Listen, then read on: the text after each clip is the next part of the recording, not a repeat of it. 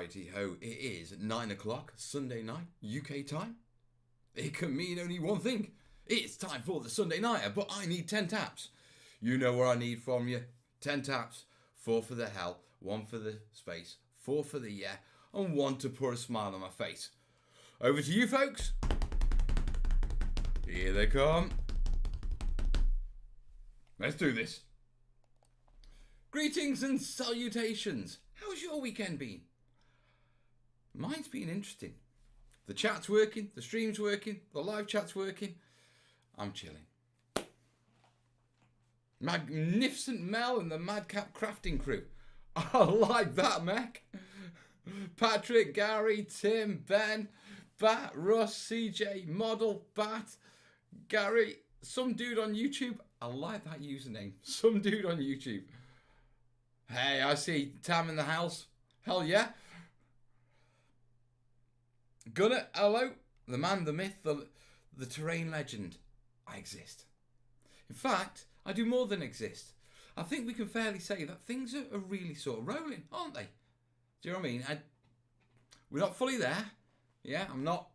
You know what I mean? But it's been a good couple of weeks. And I not just mean for me personally, but from looking in on the channel.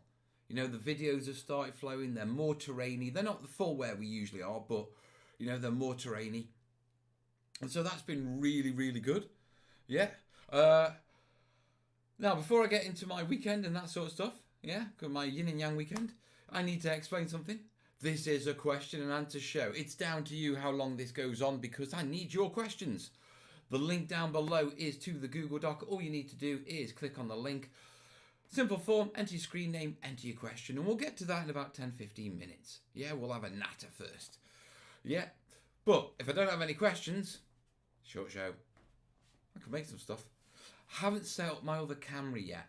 Yeah, bit of a crazy weekend. I was going to spend yesterday, sort of working on terrain and stuff like that, but life got turned upside down with life. You know what I mean? And I didn't go sleep until about 5 o'clock in the morning. Yeah, and it was a bit of a naff day for me. Yeah, because I found out that the girlfriend's kids have got of chicken pox. So, Avon Riley, I know you're going to be watching this tomorrow, yeah, in the morning. I think you're not even at school, are you? No, so you will be watching this in the morning. Hope you get better soon, darlings. Yeah, but it basically means my wicked weekend away for my birthday next weekend. Yeah, bust. I'm still going to Partisan, so if you're going to Partisan, I will be there. Okay? But that was a bit of a downer. Yeah, need to sort of reschedule. Yeah, so roll on today. Absolutely brilliant day. Yeah, I have had an absolute blast because I've been gaming. Yeah, back when we started the sort of let me try and connect and get back into things stuff. An event came up at a local gaming store in Leek, which is about half an hour away from me. Yeah. And it was for Bolt Action, and it was for Models for Heroes, which is a charity that I'm an ambassador for, and as I'm getting back on things, I'll do more for. Yeah, but I thought I'd jump on it, and it was today, and it's been an absolute blast, to be perfectly honest. Yeah, playing Bolt Action, couple of games, but I took the Burma build up with me. Yeah, so I played with my Chindits on my Burma build and, rolled dice. Now, I've got photos, and also my buddy Lee came up and took some photos with his proper camera because he's a photographer. And for the first time, I saw photos online which were like, yeah, that's what my terrain looks like. Yeah, so I was a very happy chappy. Yeah, I'm not going to be showing those off. I'll put one or two online. Yeah, if you want to check them out, they're in the Terrainiacs group or on my Facebook page. Links down below. But that went really well. You know what I mean? It was really good day. The photos look great. And I got a buzz for gaming. So much so that they do a regular gaming night on Wednesdays. So I know what I'm doing Wednesdays from now on. Yeah. Had to rush back pick core. So I left the Burma build up there in the store. Just, leave that with you. So if you're in the Staffordshire Moorlands area and you've got, before Wednesday evening, you like to see the big Burma board or play on it, It's in Boltstorm, Wargaming. In Leek in Staffordshire Moorlands. All right. So, that was my weekend, and it has been a blast. Yeah. Right. What have you folks been up to? Yeah, let me know in the comments. And we'll take it from there. We'll go about games. Hello, Mel. You look like you had fun playing BA. It was really good fun, mate. It was really good fun. Knots. Hello, mate. Blame Warren from OTT for it. Warren gets blamed for a lot. I don't even know what he's getting blamed for, but he does get blamed for a lot. I don't know if it's my second whiskey, but you seem a bit blurry. It could be because I've got the lights dimmed and I don't have the full lights on. Yeah, because I switched the lights on, and you know me with the lighting, it's always a bit off. And this sort of like, I switched it on now and put my studio lights on. It's like, actually, I quite like this. If I can get a bit of a sharper picture, perhaps. But I like the vibe this gives. Hey, have Diggy.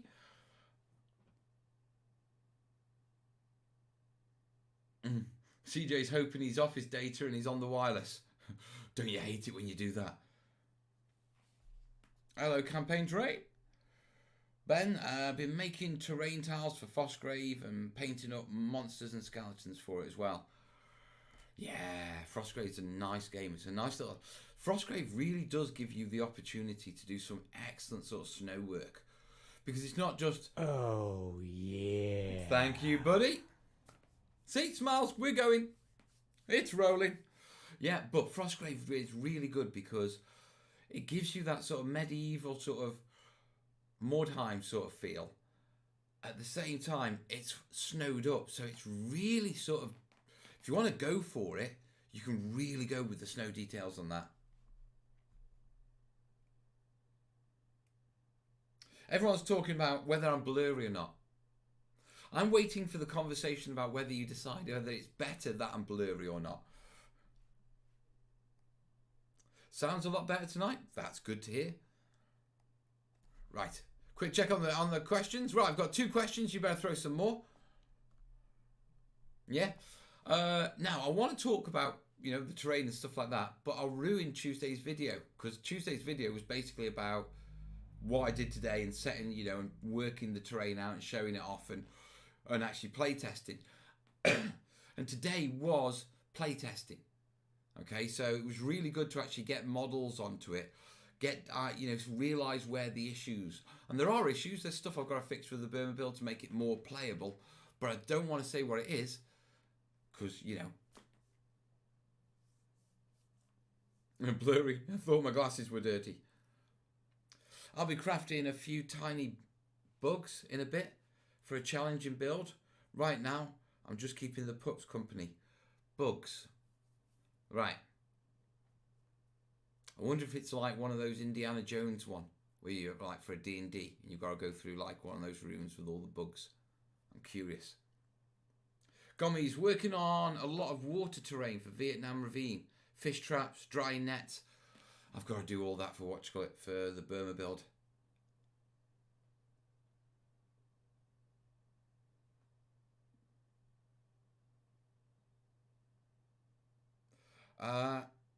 Uncle Heavy, I've been busy remembering how to carve false ivory, resin. It's always good to remember some skills, mate. I mean, hell. Oh, pardon me.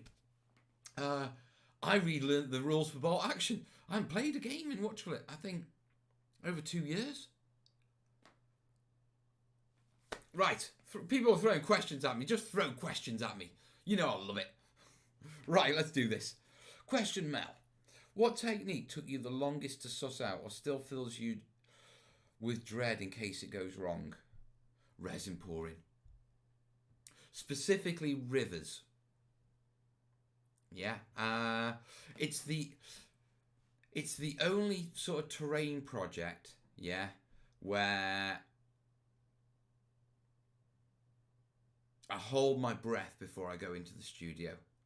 Yeah, because it has to cure overnight. Now, I have lots of projects that dry overnight, and sometimes you come in and things have warped, and sometimes things have gone frosty, and sometimes things haven't stuck. You know what I mean? Yeah, but with resin pours, with rivers, you see, they're quite a large expanse with quite a shallow pour. And the other thing is, if you've got a pond and it's slightly tilted and you get a little bank on, yeah, most people don't notice. Yeah, just, you know, maybe 1 or 2 mil. Yeah, because it's all contained within a single piece. But when you've got rivers which are open-ended and their edges have to line up with other ones, yeah, and you can get like a situation where you could have one piece that's got like just like what, a 1 mil tilt, or, you know, 2 mil tilt. Yeah, so 2 mil higher one end than the other. But if you get the opposite tilt on the opposite end of another river, you get like a cross. Yeah, and a lot of people will just, yeah, I'll just sand it, you know what I mean, and put a gloss over it, and you can do that, yeah, easily. Another quick way of hiding it is just to do like a silicone stipple, you know, over it, and your meeting edges, so you have an undulating water texture, and then you don't notice it so much. But when you're someone like me, who is rectal as French word, you know what I mean, they are a dread for me. Yeah, I do all sorts of things. Yeah, it's like double checking. So I'll do things like where I'm going to pour them, I'll tape them up, and then I'll pour water into them. Yeah, just to see that, one, that they're sealed, properly sealed. Yeah, and two, to see if, what you call it, to see if, right, is that level? Does the water level meet? Because what I do when I do, what you call it? Okay, yeah, let's talk about this. Yeah, I figure you guys are enjoying it, so let's talk about it, and you learn it. When I do, what you call it, when I do river pieces, yeah, I have 5 mil, very tough EPVC foam board, yeah, because resin doesn't stick to it. Yeah, the only thing that does stick to it is super glue, so that it's easy to glue to the side of a, what you call it, to a side of a river piece and peel it off afterwards. And on that piece, what I have is I have a line, yeah, which is my water level line. Okay, and once I've picked it on and I've stuck it on, you've got the bare board, and then I'll have like 3-4 mil, and then I'll have a biro line, and that's my guide. Yeah, so often when I pour the water in, what I'm doing is making sure that, yeah, what you call it, that the water sits and is level, yeah, with the, what you call it, with the biro line. Yeah, so I do all these sort of things, and I have, you know, when I'm going to pour something, yeah, I have like, I do things like, I'll get a saucer, yeah, a little plate, okay, I'll put a drop of water on it, and then I'll put it, you know, I'll put it where I'm going to be pouring, okay, I'll put like a little droplet of water, you know, not just a tiny drop, but like a bubble, drop a little bit of flow aid on it, so resistance goes, and see if it flows a particular way. Dab it up with a tea towel, do it again, see if it goes exactly the same way again, yeah, or if it just goes randomly. Do it a couple of times, see if, like, when it flows, if it's always going one particular way or whether it's going different ways. And these are the sort of ways that, you know, you can very quickly check that your pouring area and where you're actually, you know, going to, the resin's going to be sitting while it cures is level. Yeah, so, yeah, but, and I go through all these, I mean, I do things like I get a marble and I'll spin it, yeah, on my area, just to see if it always goes a certain way, just to make sure. And the reason's quite simple, because I did a bit of commission building long before I did the Terrain Shooter channel, yeah, flogging stuff on eBay, stuff like that. And big pull is rivers. So I used to do a load of rivers, and they were a nightmare. And so even to this day, yeah, even with all the steps I take, I'm still, what you call it, I still worry about rivers. And it's crazy because I can't remember the last time I had a problem with rivers. You know what I mean? Because of all the steps I take. But it still gives me dread doing it. You know what I mean? I mean, it's like, it's crazy. I know my workbench now is level where I do my resin pours. I've got there's a little bit of overhang on mine because the table that supports my workbench is smaller than my actual bench. So the ends droop a little, or have over time. But if I work in the middle and I leave it in the middle, it's fine. I know it's perfectly level, but I still do the tests. Right. So there you are. That's your answer. What fills me with dread? Uncle Levy saying resin pouring rivers can be tricky to get the levels to meet up between the sections. A step in the river is not a good look. It certainly isn't. Yeah, Gomi saying resin water.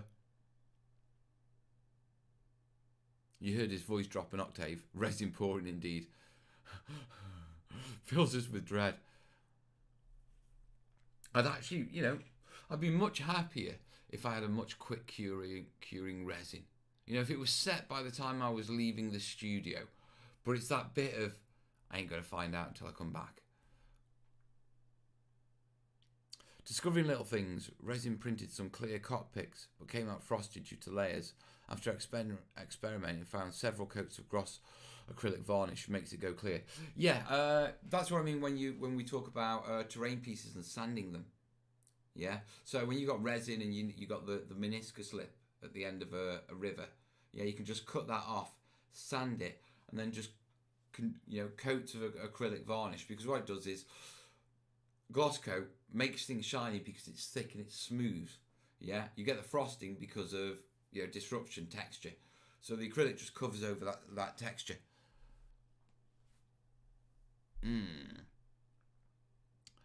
Working on my St. Mir Englaze build for Chain of Command.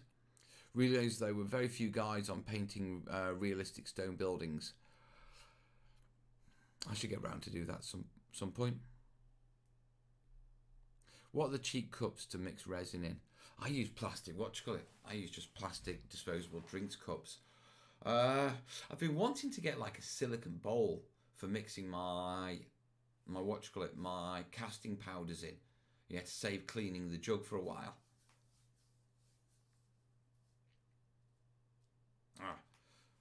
Diggy's asking that question to someone else. Right. Let me check the Google Doc for questions. Oh, we got a few. Right. Question from Ben. Any advice for giving wooden stirrers and lollipop sticks a rotting wood texture and look? Yes. Okay. First off, for the rotting wooden texture, what you need to do is distress it. Okay. And so I would recommend first getting a pointy metal file. That's very bright on my face, isn't it? But it's cleared up the picture. It is lighting. So, get a metal file, pick a few spots and really heavily distress them. Sort of go down the grain and dig into them for you where the bits where it's sort of rotted through. Okay? The next thing you're going to do is a wire brush and give it a general distress. Okay? Go a little bit heavy about where you've where you've done your digging with your metal file and distressed it to blend that in, so you get more of a sort of rotting than rotten through. Okay, paint it whichever wood color you want to go for. Don't bother dry brushing it. Okay, you're not going to get highlights on rotten wood. First off, give it a wash of black. Yeah, just a light wash of black. Whilst it's still wet, get a little bit, a tiny little bit of black acrylic, a little bit of water, mix it in so you've got thin black paint. Yeah, and while it's still wet, work that around your heavily distressed areas. Okay? What you don't want to do is paint the wood black, but you want that darkness. And the wash will bring out all the grain. Yeah, so it skips the dry brushing, but it looks darker, it tones it down. Yeah. Then after that, what you need to do is you need to get a dark green, okay? And just go into it very gently in areas, with very thin down dark green, And rotting wood, if you think about it, you don't actually see rot. It's dampness, so the wood goes dark. What you often get a feel for is the algae growth. You know what I mean? Yeah? So by adding that little bit of green, and the trick is to add just enough that you can barely see it. Okay? And it's one of these things that Okay, you're saying I can't see it. Yeah, but your eyes will see the tonal change and associate it. Yeah, that's what you're looking for. And you can go up and spice it up if you want to go in. You know, you can go in with some very, very dark, what you call it, not static grass, flock, scatter. And then just while it's wet, just sprinkle a little bit of that in areas as well. Yeah, and that will look like moss growth, but tiny bits, not bushy, if you know what I mean. And so that's the way I would distress, you know, lollipops and what you call it. And the best thing about it is it's a really quick technique, if you know what I mean. Yeah, it's just you do your distressing batch process, base coat them, wash the lot, little dabs here, little dabs there, little playing around with a bit of green. Job done. You know what I mean? Right.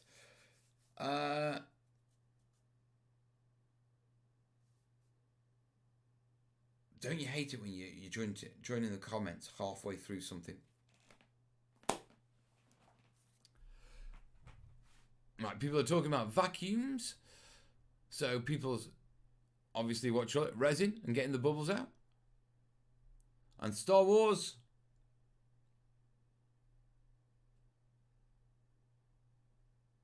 No worries, Ben. Hope it helps you, buddy. Right. Let's move on. Henson, you've got a question for me. Looking for coating the exterior of buildings like Stucco. I've seen you use dial filler, but I don't know of an equivalent in the US.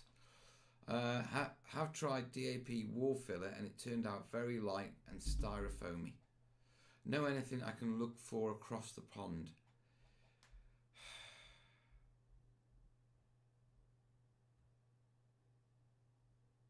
I don't know of a specific filler brand for the US that's like, you know, the British fillers.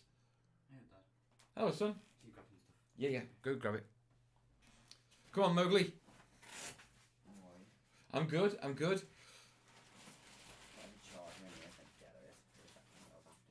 He's tired. He's had a cadet weekend. How many cadets were you looking after this weekend, Corb?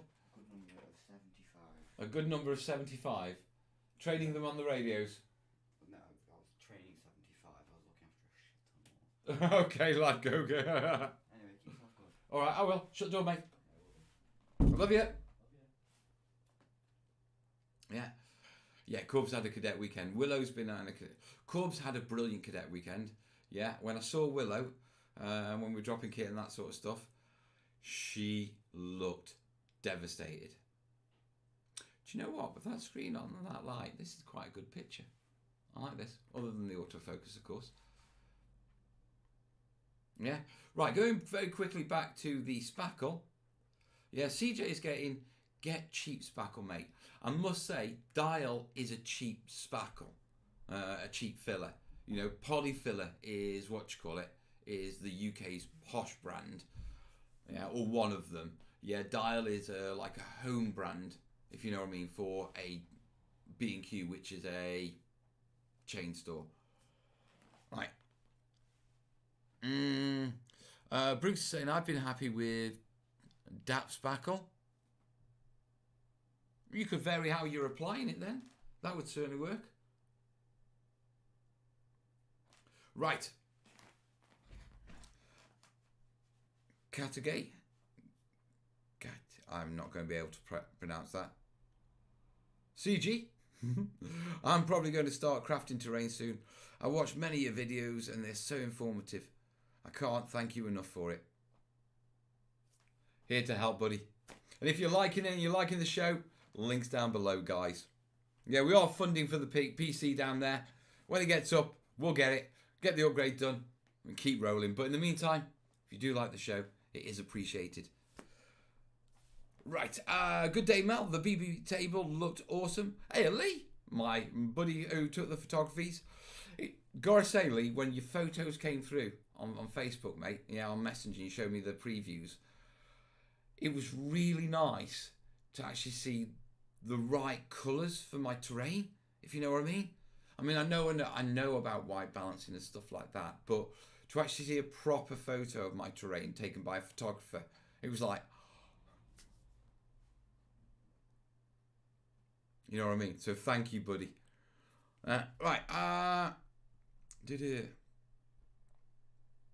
Right, I'm going back to CG. Make crack on with your terrain builds, dude. Question about vegetation preservation. I've heard to not use glycerin, but as well dentured alcohol, or I wouldn't use alcohol, yeah, but I use glycerol for what you call it, for preserving plants. You know, I give them a glycerol soak. The thing is, it does make them it makes them droopy. Yeah, to be perfectly honest. So you have to dry them or reinforce them and stuff like that. Henson saying, thank you. No worries, buddy. Hope you find the right split.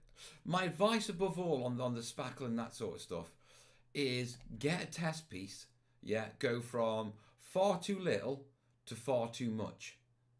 And just experience the range. You know, what you're trying to do right now is, I want this.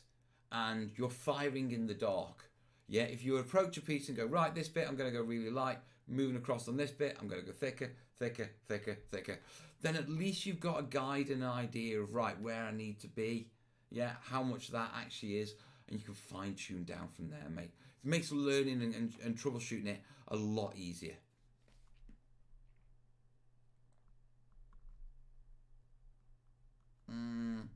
Heavy silicon mixing bowls are great for mixing resin in.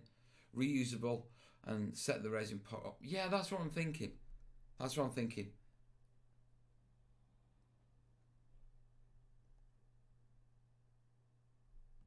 Right.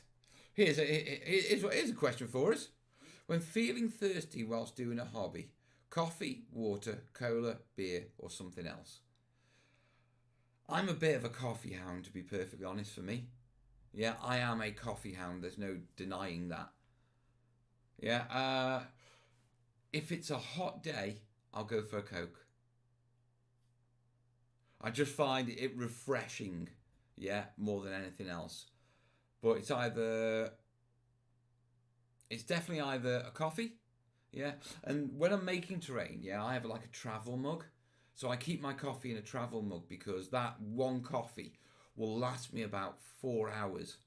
The other thing that I do that for is, often when I'm making terrain, the process is I'm often filming, I'm often talking, and before you start filming, you often need to just wet the throat.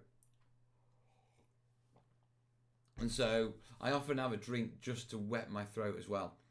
I don't drink alcohol when making terrain, because I've drunk alcohol in the past when making terrain, and then I've had to see it the next day. And yeah, you know what I mean. Right, come on, chat. What's your go-to beverage when you're terraining? Right. Coffee all the way, some dude on YouTube says. Uncle Heavy saying depends on his frame of mind. Martin's a coffee or a tea man. NATO, probably. Yeah. Tim's just saying stay hydrated. Paul, hot day, cold coffee. Cold days, hot coffee. Paul likes his coffee. Brooke says water for him. CJ say it always turns out excellent when I drink in terrain. Keep doing it then, buddy. Shut up, Tim. Uncle Evie goes, admittedly, I go through tea on an industrial basis. Just be careful not to drink the paint water. We've all been there. Dr. Pepper? Coffee or off-brand Crystal Light? What's Crystal Light? It's a beer or something. Don't drink out of a cup, which is the same as your brush cleaning water. Yeah, because I get distracted when I make terrain, my water in the studio isn't a cup. It's an ice cream tub. Because I know there's no chance I'm going to pick up an ice cream tub, yeah, and try and drink from it.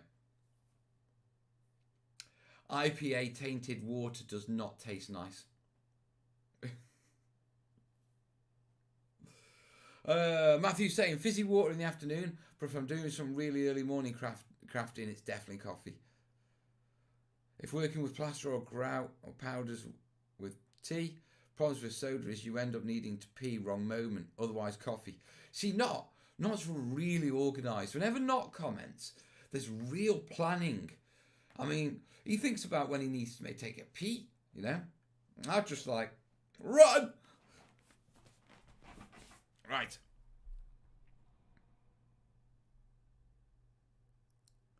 CJ's telling me what his proper name is. Apparently, his name on YouTube is the easier one to pronounce. CG, welcome to the club, mate. Back in the hot seat. Beverage of choice when modelling, iced tea. Pepper? Ah, it's a 0-calorie flavoured drink, so that's Crystal Light. Catch you later, Russ. Right. Neil B's asking on, what do you call it? On the questions. Yeah. How would you paint realistic looking Normandy stone buildings? It's about the washes. Yeah. Normandy is a wet place. Yeah. South of France is quite dry and shiny. North France, if you've ever been to a place called Bully-les-Mines, yeah, it's a bit drab. Okay, so you've got a lot of weathering. You've got a lot of streaking. You've got a lot of darkness around the bottom of the walls. Yeah, you've got a lot of dampness, so you need to get like a drab green in there on your washes. My advice would be do a base grey, do a couple of, just a little bit of gentle, a little bit of gentle, dry brushing. If you want to change the brick tones and the stone tones, you know, you can go in and do a bit of glazing, thin down some lighter colours and just highlight a few, bring them up a little bit to make them vary, you know what I mean? But don't go OTT on that, you don't need to. Yeah. After that, it is about the washes. Yeah, so start off with a dark brown but quite dilute wash. Yeah, after that you want brown, black and green. Okay. Layer that across the bottom for the sort of darkness that you get around the very bottom. You're going to want to bring the green up a bit from that point.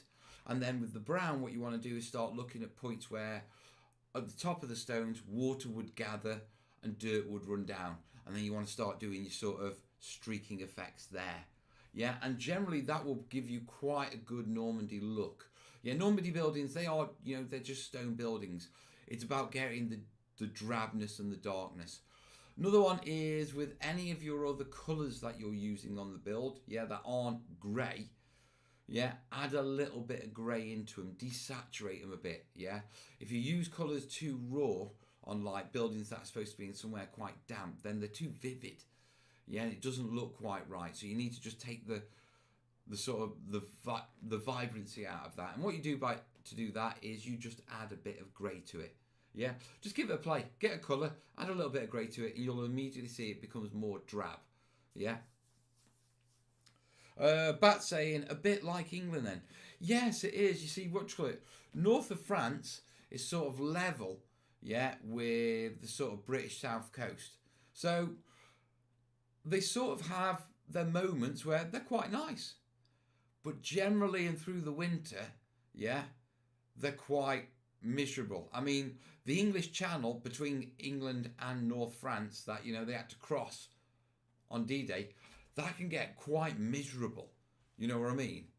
You know, it's very choppy and stormy and that sort of stuff. So, and then with the rest of it, you know, the further you go up Britain, the damper it gets. And then you get to Scotland. And now you understand the Scottish. Mal's explained what you got Scotland for you. There's going to be a Scottish person in the chat going, English, git.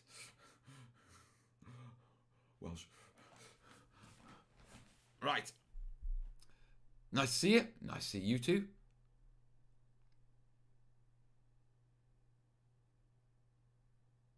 Paris is the fanciest swamp ever. Right. Let's not go dissing other people's countries. We're not doing that.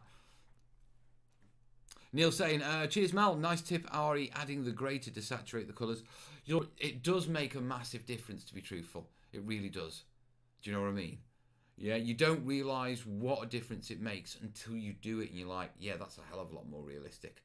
If you want to lighten or darken a colour, yeah, whilst desaturating, just use either a dark grey or a light grey. So you can sort of desaturate, yeah, and sort of lighten or darken the colour at the same time. The amount of desaturation depends on how much grey you add. Typically, I find 1/5, or should I say 5 parts of one colour, and then a bit, one of grey. That is pretty much sweet. Yeah, but it depends on how vibrant the colour is. If you're using, things like, generally, if you're using house paints, yeah, they tend to be desaturated anyway because you don't want really in-your-face colours, unless you go to that special shelf with the in-the-face colours, yeah, for those people who like to live large in their house, you know what I mean, and burn out their retinas with their walls. Yeah, but most house paints are actually desaturated already. If you're using artistic acrylics, if you're using other sort of like model paint, stuff like that, often you need to desaturate it down.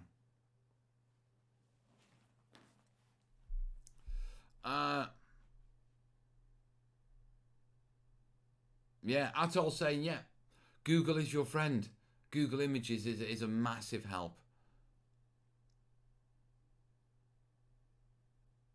Paul saying, unless you go to Swindon. I've always found when I go to Swindon, it's like a waterfall that never ends. You see, people say things like that. But I grew up in Wales. I mean, do you know how many different Welsh words there are for rain? I grew up in the holiday part of Wales.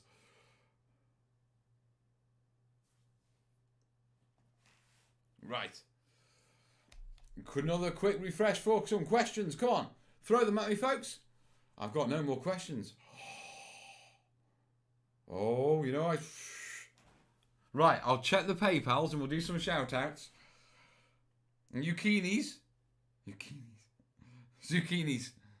Yeah, you throw some questions my way. Keep this going. I have got some terrain to build there, but I am zonked. Right, I'm giving a shout out to. It's got to be a better way of doing this. Over to Joshua. Thank you, buddy. He was the one from earlier. Remember, if you're liking the show, the links are down below, guys. This is where I see if I get a glutton or not, or you're just going to leave me spinning. I don't see anymore. So I might as well talk about what's coming. What am I working on? Now, I've got this to work on. Yeah. Now, I was supposed to have the second camera set up. Yeah, to actually start putting this all together and that sort of stuff. But because of yesterday, yeah, I haven't managed to do that. So we are going to have to save this for over the studio or Sunday night. Yeah, but I did see Craig, as you saw, and called across. Here are the questions. See, I knew I could rely on you lot. Yeah, and I did pick up this as well. Oh, God. Shoving brush tips into something. That's not good. Picked up this as well. Yeah. On the faraway, portahabs. And it's all modular. So the walls and stuff and the roofs, and they all come off. So I'm using this, that, and the GW plastics back there. Yeah, and that's when we're going to do the kill team stuff. So there's lots of industrial stuff coming up, yeah, soon to the channel. Yeah, so we'll be talking pipe. It would, lots of that sort of stuff. And I've got to figure it all out, how we're going to do it. But I finally got my baseboards to start my terrain build. And my plan is maybe pick up 1 or 2 a month. Yeah, because I'm playing kill team. Yeah, now I only need a 3x3 table, which means I only need 9 of those. Only 9. Yeah, but it's something, if I do it, we'll have to see. Yeah, If you want to see, perhaps I should change the PC upgrade. Yeah, instead gaming boards.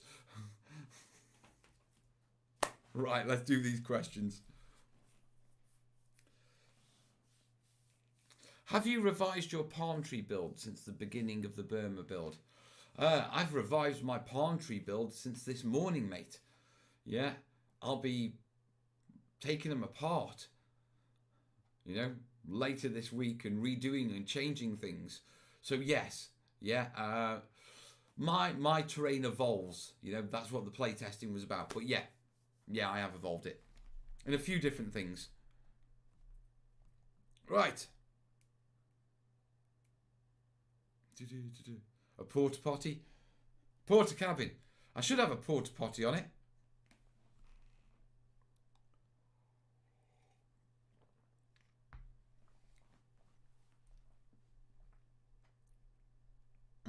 Uncle Avi's asking me a question. When painting wet effects, how do you darken the base colours? Typically when going wet effects, yeah, I use what you call it, black. Okay. I won't use a dark grey, I won't desaturate, I won't use a dark brown. Yeah, I will use black. And that's because wet effects or wet staining is about water. Water just makes what it is look darker. Yeah, it doesn't change the colour at all, you know, the tonal colour. And so if you start mixing browns in and start changing the tone, you actually lose the effect. Yeah, but I also know that, you know, I'm going to feather it in around the edges, and on top of that, typically there's going to be resin or an acrylic water effect going on top of that. Right. Brooks, any suggestions for cellar doors? Entrance from the inside the house or out back?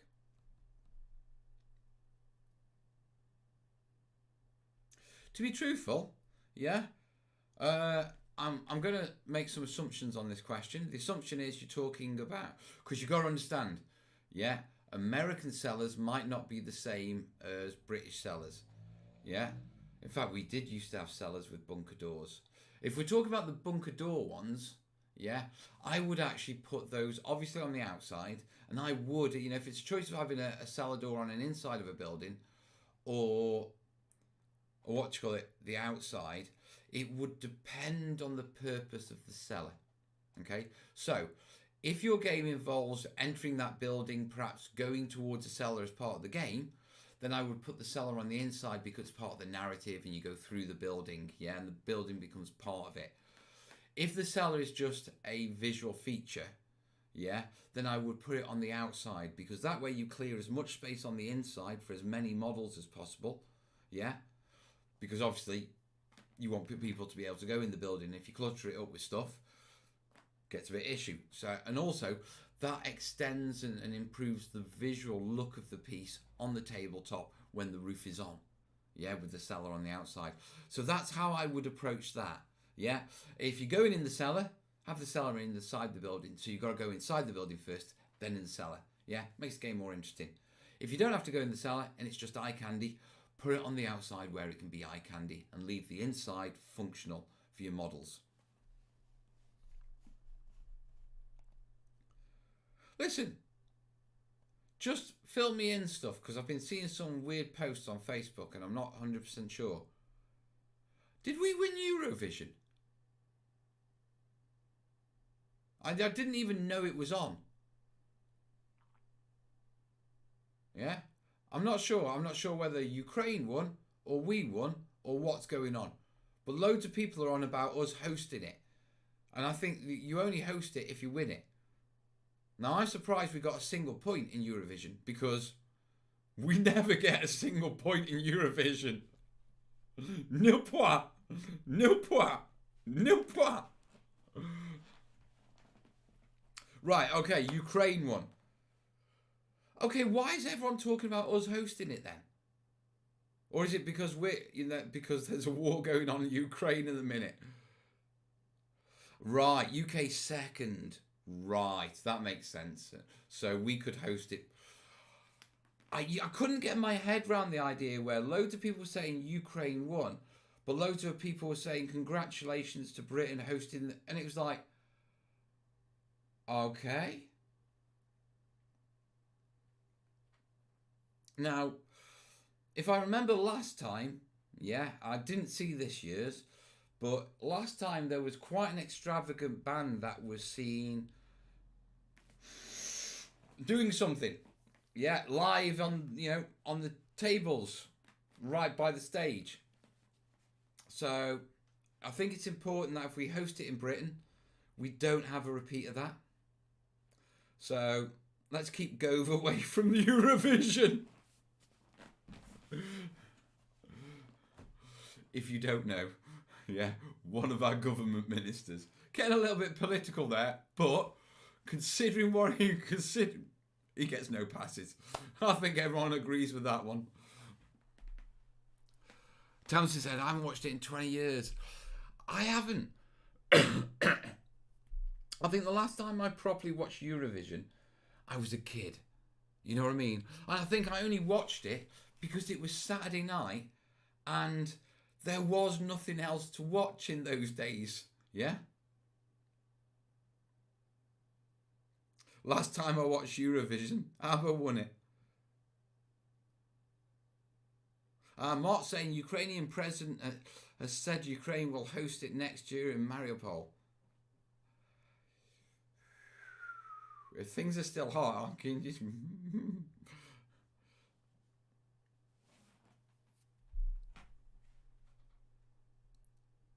Yeah, we don't want Jarvis Cocker jumping on stage during a live event.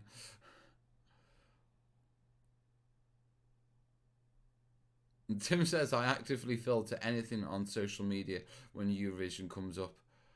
Do you know what? For me, it's just...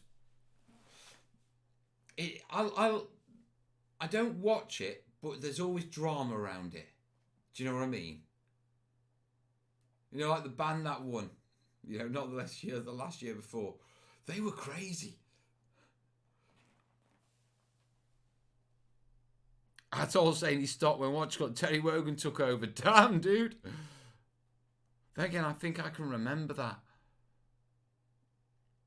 Terry Wogan in his incredibly tight-fitting trousers. There's a memory from my childhood.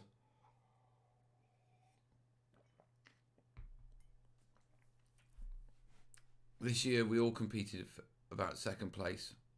400 people voted. Yeah. And thing is, Eurovision has always been political, if you know what I mean. Yeah? I mean, Eurovision has always been one of those where the countries participated always sort of like, you know, it was very much, you showed who you liked. No pas, no pas, no pas.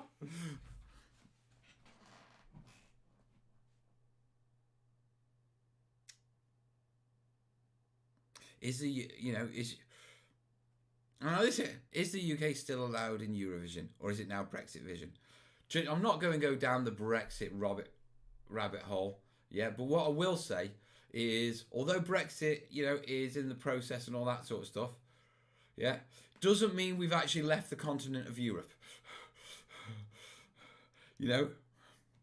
Geography and all that. Right, Tim's asking what's with all the bags in the background. Storing parts for digging later? No, not at all. Yeah. That's everything Corbyn carries on his back. Yeah, when he's on cadet camp. There's some clothes. But that's his Bergen. Yeah. That's his day sack. He wears that on his chest. Yeah, that's his sleeping bag, his roll mat. And like I say, he's just come back from camp. So yeah. Yeah, people are saying Brexit's a nightmare and everything. I think, to be perfectly honest, the whole world is a nightmare at the moment. Yeah, and my policy, Corbyn's dirty washing.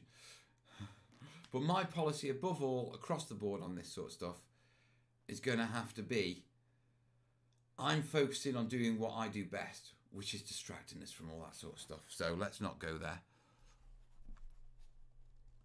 Right. Thanks. Who's this one? This is from Autumn. Yeah. Thanks for brilliant videos. I'm just starting back into terrain building after a 30-year hiatus. Dude. Long tooth. Are there any paints and materials that you would recommend avoiding? Ooh.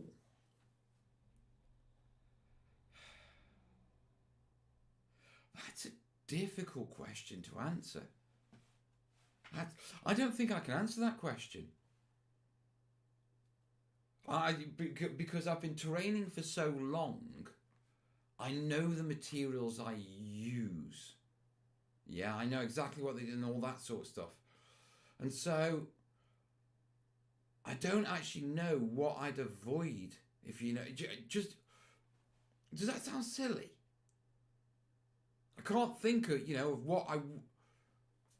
Right, over to you guys on that question. I'm throwing that one over to you guys to answer. Yeah, what sort of products do you avoid? Yeah, is there brands? Is there stuff, and why? Let's see what we get from this one. I'm curious. Because I'll be honest with you, I can't think. And I'm going to have to start racking. I don't know if it's like a simple matter of the grey matter ain't ticking over right now. Or whether, I just genuinely can't think. Gary's cat's having kittens. Third one on its way out. Call it Mel.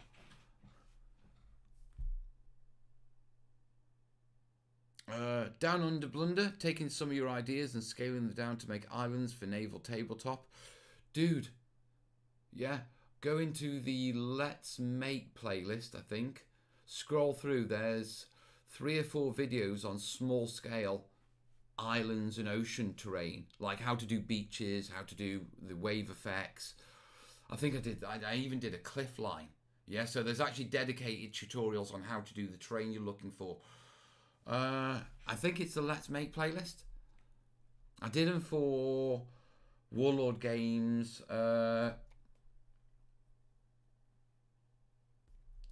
Is it an Uncharted Seas?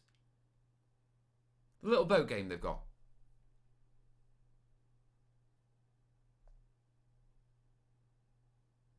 Sam's saying watercolours. Yeah, that's true. I haven't used watercolours in God knows decades, because they're just useless for terrain. So thank you, Sam, for bringing that. You see, now what's going to happen is you lot are going to mention things, and I'm gonna get in recoils of terrain projects from decades ago that I messed up because I used the stuff you mentioned. Watery PVA. Yeah, get yourself a good thick PVA. Yeah. Diane's saying avoid really rubbish acrylic paints. You see, I do actually use some really cheap ass acrylic paints, and pardon my French, and they're okay, but I only use them for washes.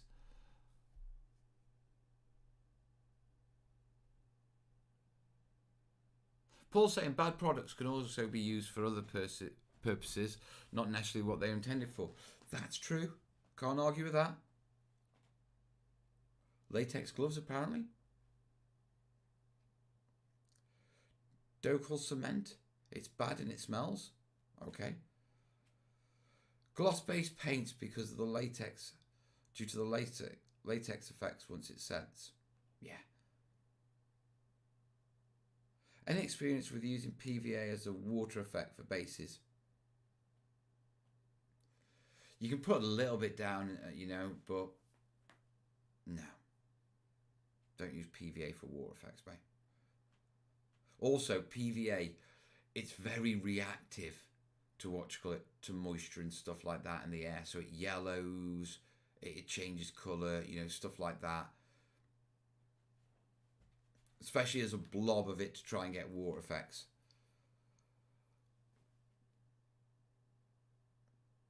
Campaign saying I will likely never do a resin pour. Storage, ventilation, ratio, scale, colorants, leakage. I don't think it's for me. It's not that challenging, to be truthful, if you're doing ponds and stuff like that. Yeah, I used to think that. There's a fear around it. For me, like I say, it's rivers. Yeah, but that comes from a bad past. Yeah, and I don't actually have problems because I can actually do them. But don't dismiss something that you haven't tried yet. Do you know what I mean with terrain building? Go, that's too hard. I thought that about airbrushing. Now I don't even think about airbrushing. It's just part of my techniques. Yeah. Yeah, I saw airbrushing as too complicated.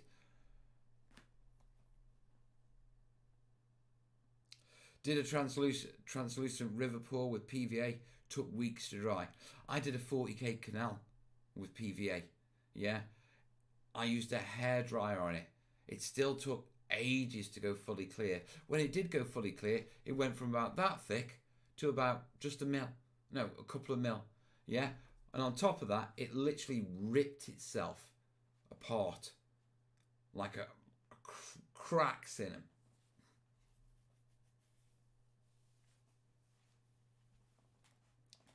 I miss your large builds. Even if you're covering techniques, you've stated before, it's inspiring. And I know, Chad, I can understand that. I get that.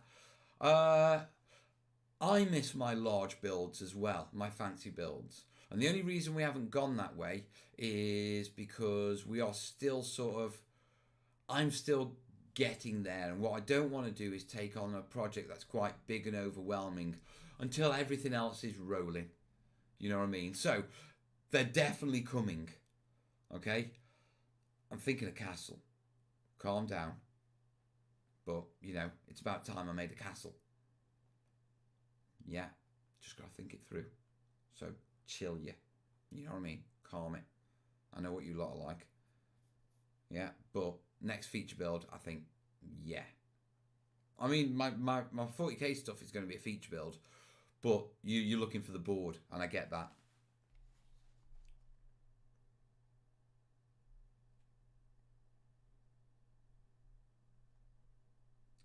Mod Podge can be used on resin for surface effects.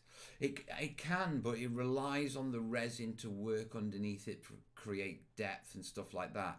Mod Podge just creates the little ripples. When Mod Podge dries, it still dries incredibly thin.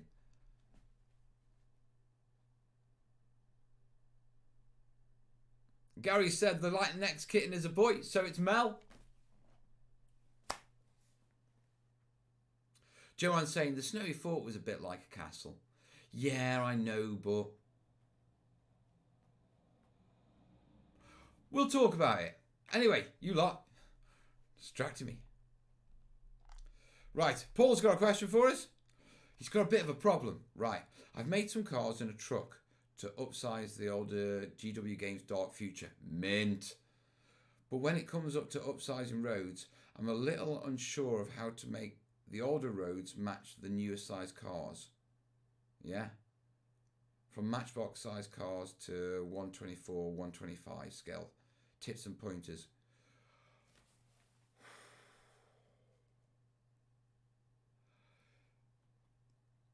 I would literally do the same scaling, to be perfectly honest.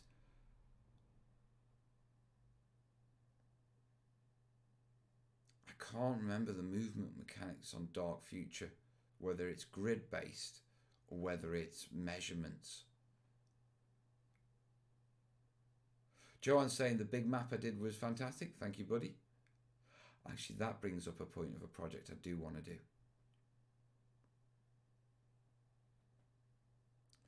You had to go there, Martin. But yeah, on the scale sizing, I would go with what the road is. You know what I mean? So if you scaled the cars up so much as could scale the game up, scale the roads up same way, and just go that way, because I think, it's part of the game mechanics. It's not just terrain; it's actually part of the game mechanics of the road pieces, if memory serves. It's just been a very long time since I played Dark Future. In fact, I don't think I've ever played Dark Future. I think my knowledge about Dark Future simply comes from reading the extra bits they used to put in White Dwarf when I first got into wargaming. But I don't think I ever got into Dark Future. Castle Ruin, Dragon's Lair. Paul's saying it's a grid. Right, well, you can scale down a little bit then, as long as the cars fit in with the grid.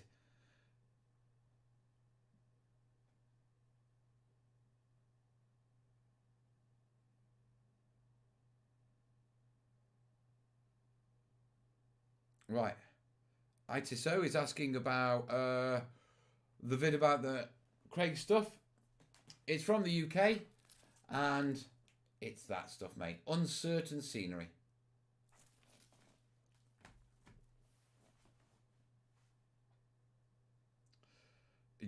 Vorpal, you're bad. You're a bad man. You're not going to the good place, mate. You're not going to the good place for your comments. Anyway, I missed you calling me ugly. That's bad. That's like Dreadlon. With what he said about my D-Day board and the colour of the ocean should have been. If I want to make a city board that can be easily transported, stored, and be durable while looking good in 15mm, how would I do it? Right, go to the... I'm not sure if it's the Back to Basics playlist or the Buildings and Ruins playlist. But there's a video on creating modular urban boards that are easy to store and that sort of stuff. Okay? That you'll be able to easily follow and adapt to what you're after. Yeah, so I've already done that and all the techniques and all that sort of stuff. It's up there. I'm just not sure if it's in the Back to Basics, because it's about boards, or if it's in the Buildings and Ruins and Urban stuff, because it's an urban city thing. So just check those two playlists. I'm not sure which ones it's in, mate.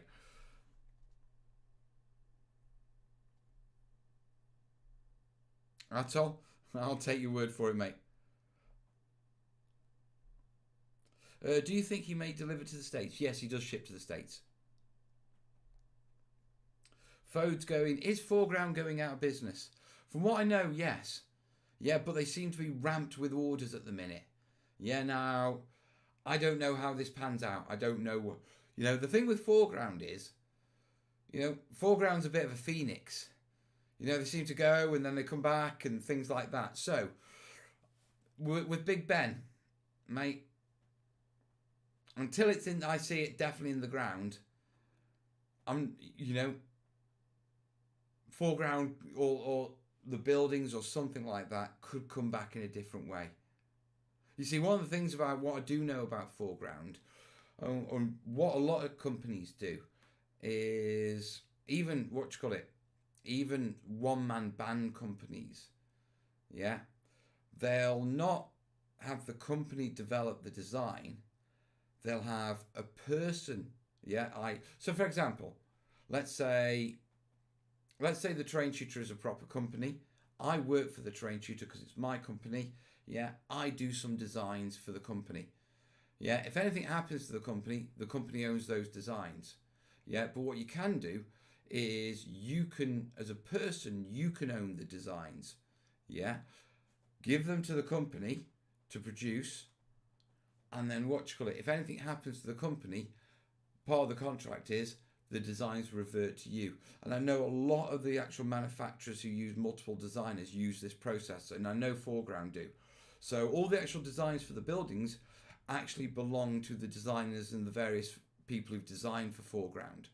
So it's quite possible that those buildings and that sort of stuff could go to another manufacturer. I mean, they could, you know, they could literally go to Sarissa, yeah, or see them changed or something like that. So the business Foreground is going. The terrain range, yeah, that might appear in another form. It may be a concise, a more concise, package, you know, don't know. Maybe delivered by different people, who knows? Yeah, but I do know that there is a way of Foreground shutting down those terrain pieces still, because a lot of the terrain companies go this way. Yeah, and it's not just terrain companies. I actually, I knew a film producer who did the same with all his sort of clips and backing stuff and editing music. He used to make all his own music and background stuff for his film production company. But in that specific case, he always owned those. Yeah, because if anything happened to the film company, everything he'd actually worked on would still revert to him. So it's kind of weird, business and all that sort of stuff.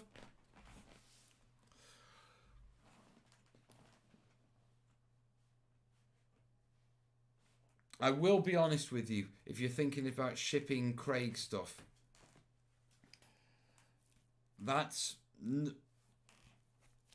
you're essentially shipping a block of wood, mate. You know, Craig makes his stuff out of 3mm, and it's multiple layered. You know, it's not just a frame, it is multiple layered. So, I'm not going to lie to you, there's some weight in this. I don't even know if I don't know if it has a product label with the weight on. It doesn't, but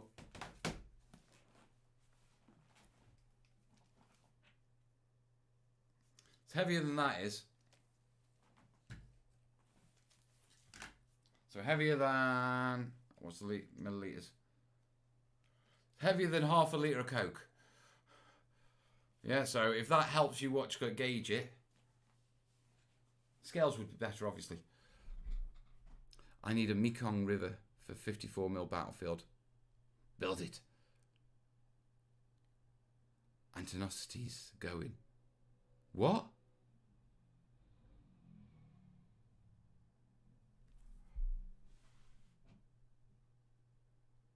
Company's going out of business. Antenosities workshop has apparently gone into voluntary liquidation in the past. They were brilliant.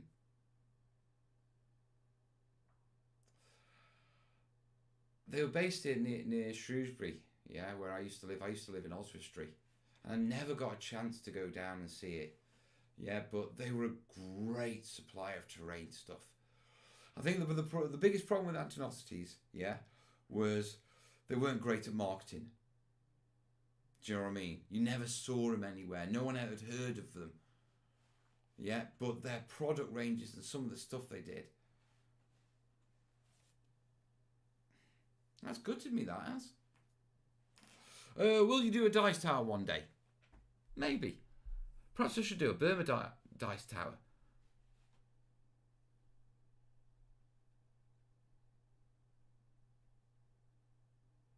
I like that idea.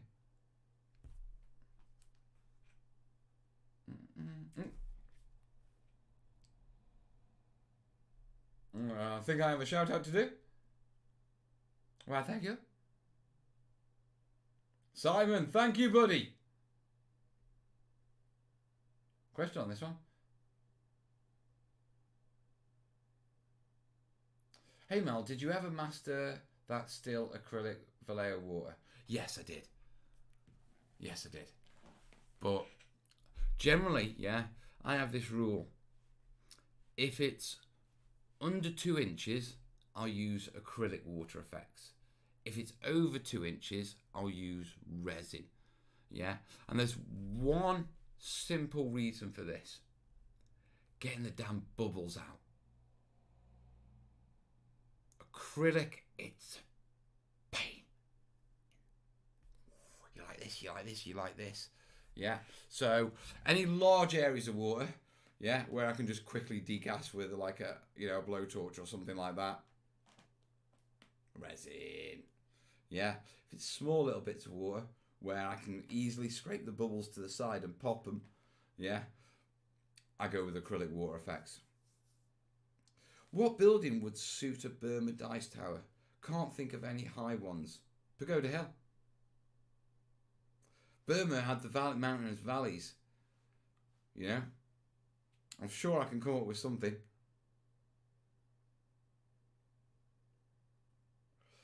Tam's saying they lost their caster mold maker a while back and the chap was also having health issues. Combine that with increasing me. To be perfectly honest, Jesus, sorry, when Corb was a kid, I remember he had health issues and he was going through problems and challenges then. And losing your caster mold maker, considering what Antenosities, they want that, resin bits and stuff like that. And they did a lot for, what's that game? Not Dust, it's the Spanish game. High sci-fi, steampunky. Oh, you know the guy.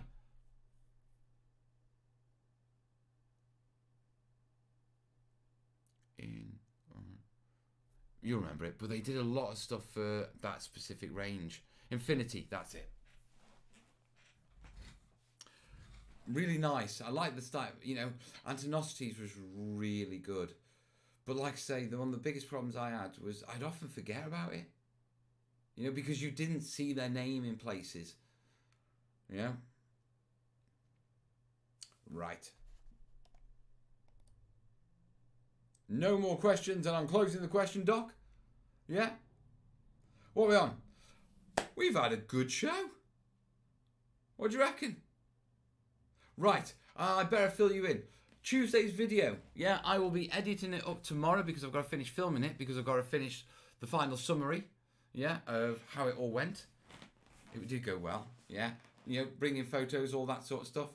So, Tuesday's video will be an overview of the Big Burma build, so you know what's coming.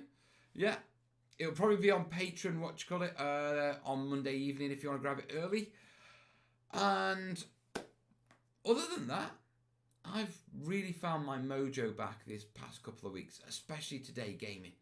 Yeah, so I'm going to be hitting the studio hard. We've got terrain to build, videos to film. Yeah, it's going to be good.